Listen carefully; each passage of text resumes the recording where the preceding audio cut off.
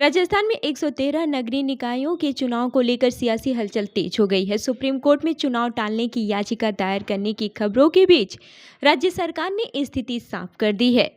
AAG Shivmangal Sharma ने इन खबरों को पूरी तरह से निराधार बताया, जिससे राजनीतिक आरोप प्रत्यारोप का दौर और भी तेज हो गया है।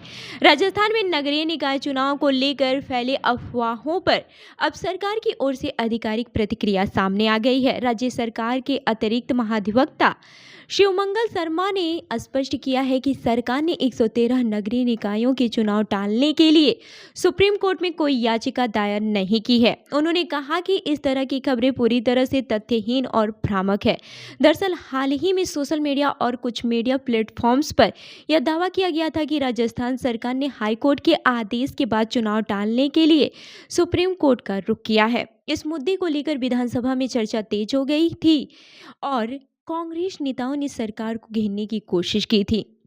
नेता प्रतिपक्ष टीकाराम जूली ने भी इस पर प्रतिक्रिया दी थी। मामले की पृष्ठभूमि में राजस्थान हाई कोर्ट का वो फैसला है जिसमें कुल 309 नगरीय निकायों में से 113 के वार्ड परिसीमन को गलत ठहराया गया था। हालांकि वार्डों की संख्या में कोई बदलाव नहीं हुआ, लेकिन उनकी आंतरिक सीमाओं में संशोधन किया गया था। खबरों में यह भी कहा गया है कि इसी वजह से सरकार को नए सिरे से परिसीमन प्रक्रिया पूरी करने के लिए अतिरिक्त समय चाहिए और इसीलिए चुनाव टालने की कोशिश की जा रही है।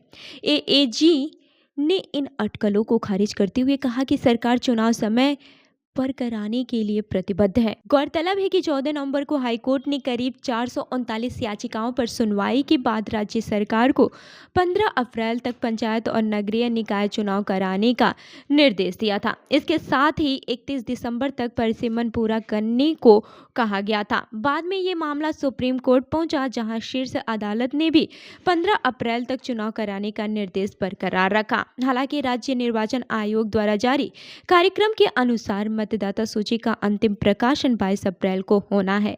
ऐसे में निर्धारित समय सीमा में चुनाव कराना चुनौतीपूर्ण माना जा रहा है।